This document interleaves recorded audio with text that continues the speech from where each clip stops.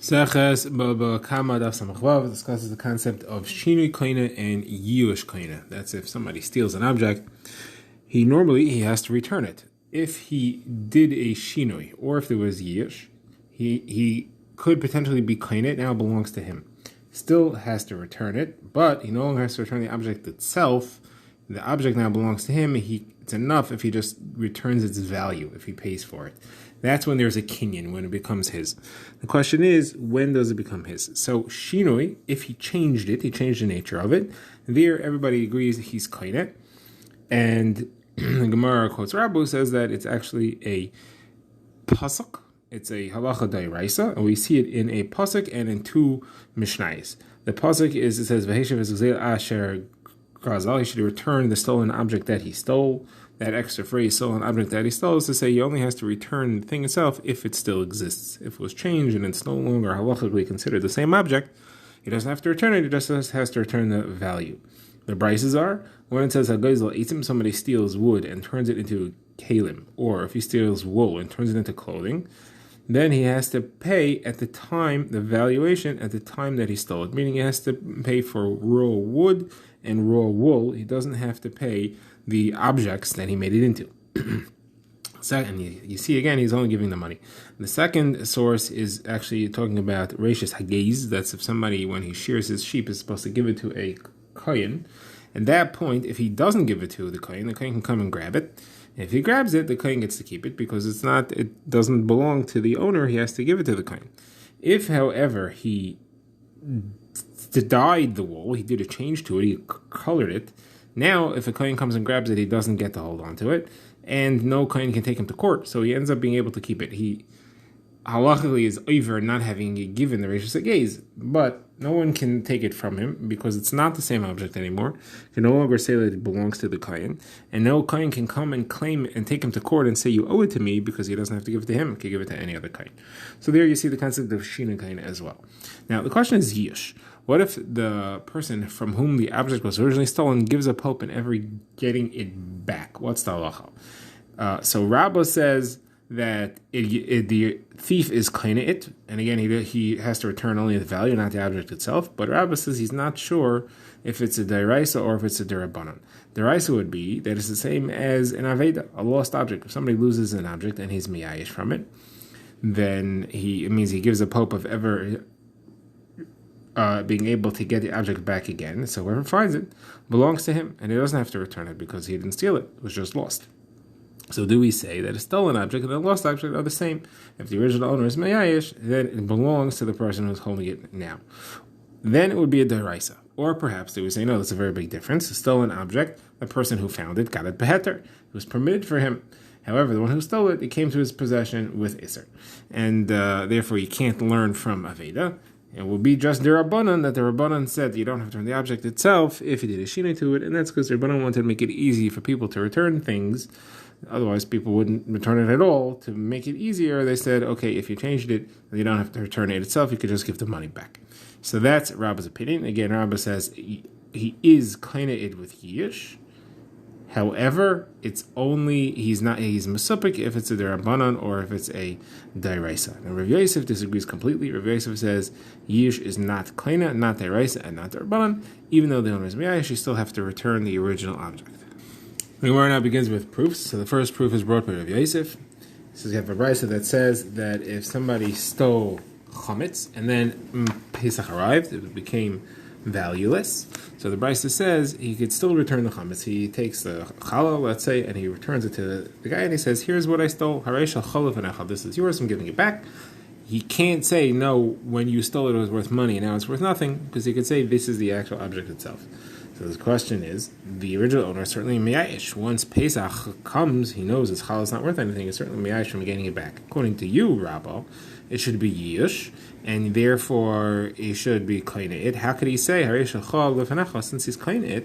It's not his anymore. He can't say, "I'm giving you back what's yours." It's not his. According to you, he was kaineh with yish. So Rabba answers, "You only kaineh with yish when you want to be kaineh with yish." In this situation, the guy didn't want to be kaineh because it was chametz for him also, and therefore he wasn't interested in being kaineh. So yish here is not kaineh. The next raya is brought by Abaye to Rav Yosef Akash on Rabbah. from the pasuk that says you can only bring a carbon that you own, not one that you stole. It says karbanoi, his carbon, and to exclude a stolen carbon. It says it by what are we referring to? If it's before Yish, so then it belongs to the original owner. How could you bring a carbon that belongs to someone else? It's supposed to be talking about after Yish. But if it's after Yish, it's yours. Why can't you bring it? Obviously, Yish is not koina. So on that, Rava answered for Rabbah. He said, no, we're talking about where the original owner made it into a carbon. It's already a carbon, and you stole it. And now you want to bring it as a carbon. The chiddush is that it doesn't work even for the original owner. This is Rashi's first shot that it's talking about before Yish.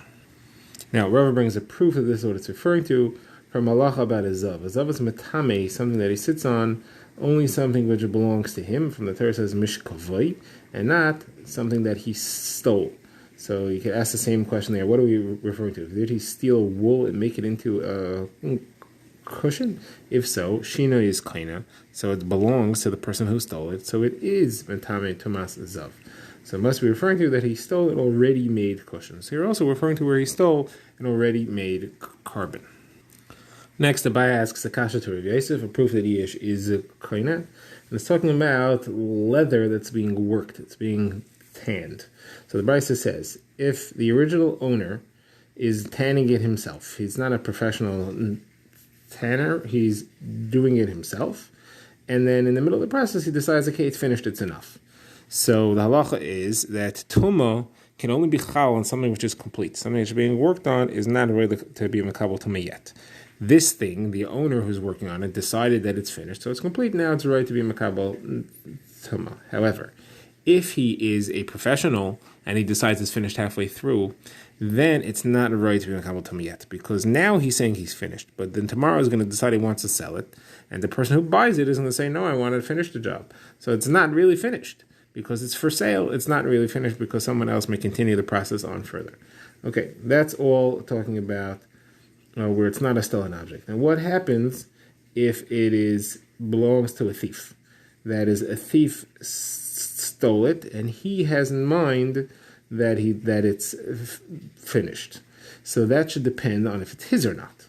So the Brisa quotes a machlokes tanoim, two types of thieving. When is he kleinit? And according to both of them, the kinyan is yish, and the machlokes is over the yish, and therefore it's a raya to Rabbah that yish makes the kinyan, and therefore it could make the machshava for tuma, the thought that it's finished, work to make it be makabel tuma. Now, what's the actual machlokes? So machlokes is a ganav and a gazlan. Which one is more likely for the owner to be meyayish? The Bava Kamma holds when there's a ganef, he's meyayish, because a ganef is somebody who sneaks in the middle of the night and he runs away. The owner doesn't know who the thief is, so he's meyayish. How am I supposed to get it back? The gazlon comes up to him and takes it by force. So that means he knows who it is. If he knows who it is, he thinks I could track him down. I'll bring my guys. I'll get it back from him. Therefore, he's not meyayish, and therefore his machshava does not count because there's no yish. That's not a Kamma. Reb Shimon says the opposite is true. The gazlon, you're not going to get it back from him because you know he overpowered you the first time. He's going to overpower you the second time. There's no way to defeat him. The ganaf, he's afraid of you. That's why he snuck. And therefore, if you could find him, you'll get it back. So the owner is not, man, actually thinks I could still track the guy down. Either way, we see that Yish is Koina Kasha on Rav Yosef. Rav Yosef answers, we're talking here where it's not just Yish. We're talking about where the guy actually trimmed it. That is, he did a Maisa, he did an actual change in the object itself. That plus Yish, Rav Yosef agrees that works.